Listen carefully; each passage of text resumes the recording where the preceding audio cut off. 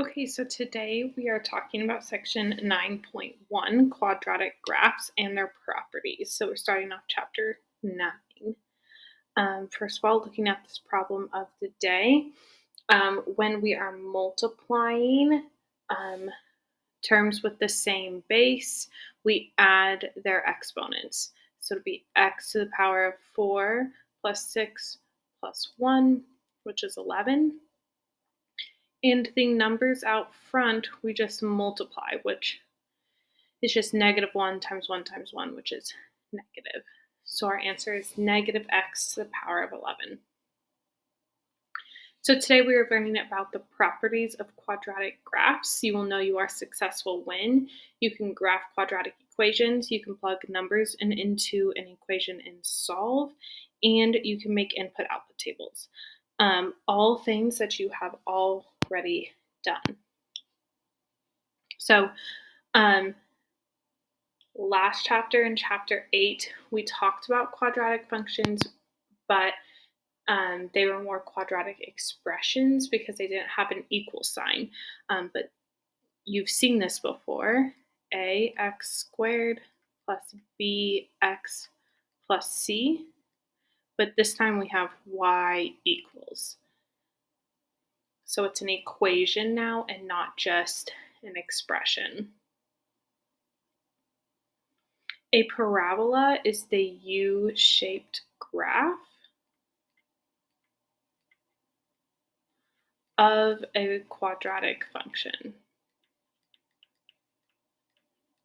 So every single time we graph something that is x squared, we expect to get a parabola, which looks like this, or sometimes it looks like this. Parabolas are symmetric, meaning you can fold them in half and they are the same on both sides. So the axis of symmetry splits parabola in half.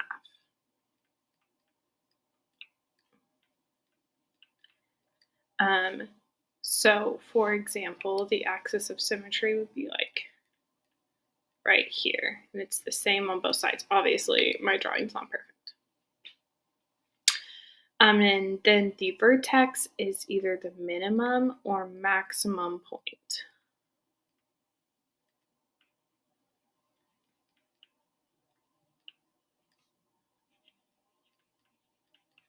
So looking at our two examples over here, this would be the vertex when it goes from decreasing to increasing, and here it would be a minimum because it's the smallest point on the graph.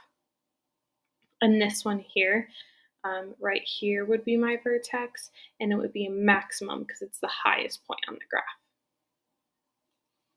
So not a ton of examples today. We are just going to graph all of these, but then do a couple other things once we have the graphs.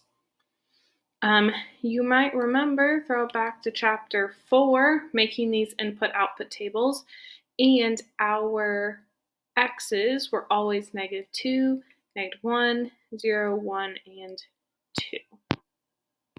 So that will work for today. Yeah, these just give it a good, like a couple negatives, a couple positive. 0 is always easy to plug in. So when we plug this in, we get -2 squared, which is 4. 4 plus 1 is 5. -1 squared is 1. 1 plus 1 is 2. 0 squared is 0. 0 plus 1 is 1. 1 squared is 1. 1 plus 1 is 2. 2 squared is 4. 4 plus 1 is 5.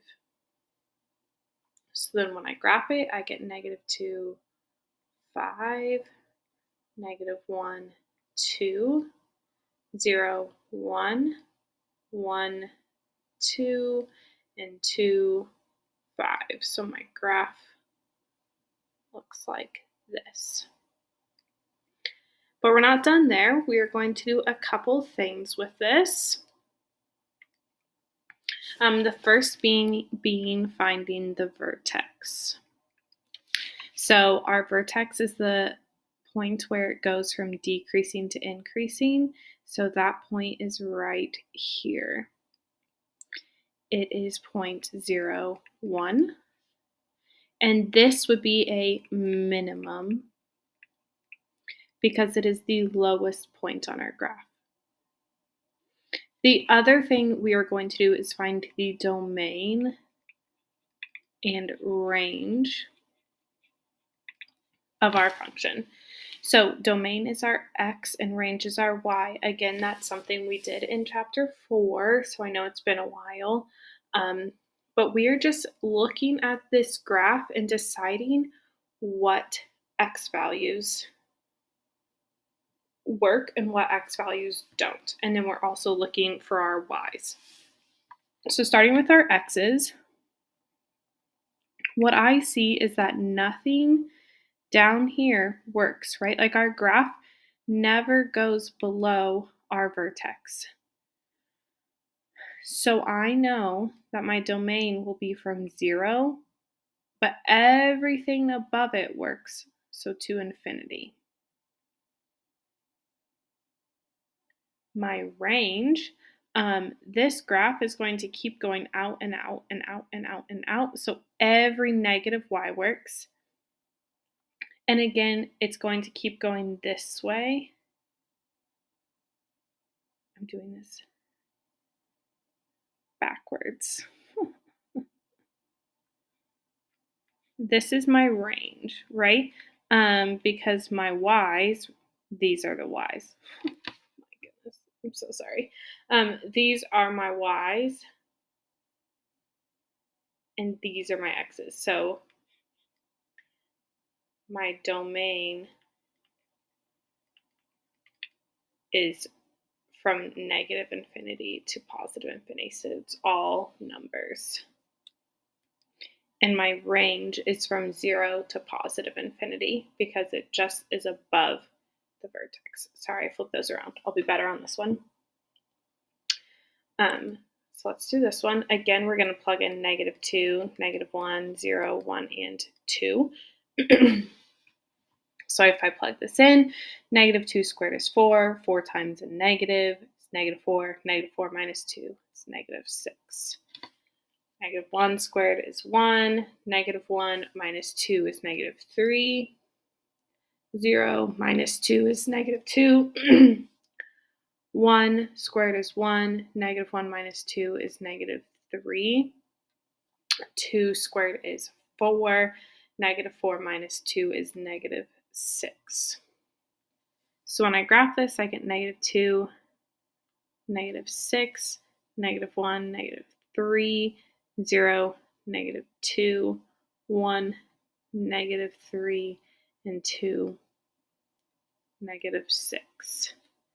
So then my graph looks like this.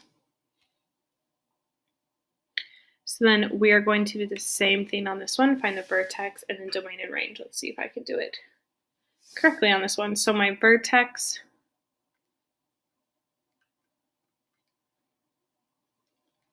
again, it's when it goes from increasing to decreasing.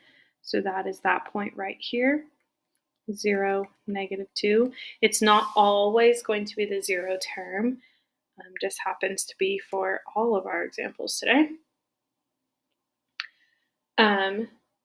And then we're going to find the domain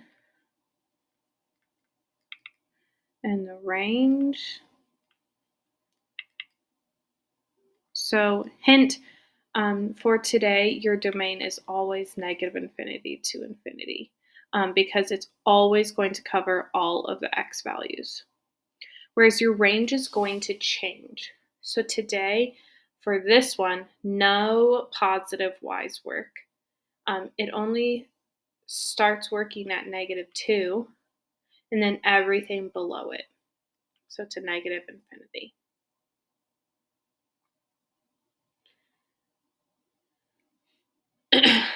Okay, so for this one, I want to compare both of these graphs to kind of give you a visual of that. So I'm going to plug in, again, those same points, -2, -1, 0, 1, and 2. I'm going to graph this one in red. So I'm just going to put both the y values here. So if I have negative 2 squared, that's 4. 4 times 2 is 8. Negative 1 squared is 1. 1 times 2 is 2. That whole thing gives me 0. 1 squared is 1. 1 times 2 is 2. 2 squared is 4. 4 times 2 is 8. So if I were to graph that, I would get negative 2, 8, which is like there. Negative 1, 2, 0, 0, 1, 2, and 2, 8, which is about there. So my graph would look like that. Okay. And then I'm going to graph this one in blue. So negative 2 squared is 4. 4 times 2 is 8. So I would get 8 thirds, which is not nice to graph. Negative 1 squared is 1. 1 times 2 thirds is 2 thirds. That whole thing gives me 0. 1 squared is 1. 1 times 2 thirds is 2 thirds. And then 2 squared is 4. 4 times 2 is 8. So we'd get 8 thirds. So when I graph this, I'd get negative 2, 8 thirds, which is like here. Negative 1, 2 thirds, which is like here. 0, 0, 1, 2 thirds, and then 2, 8 thirds, which is here. So this graph looks more like this. Ooh, my graph does not look pretty on that side. It's more like this.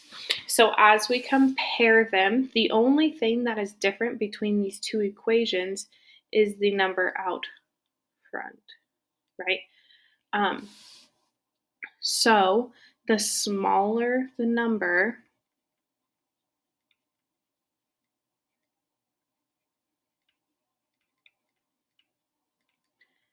bigger the graph.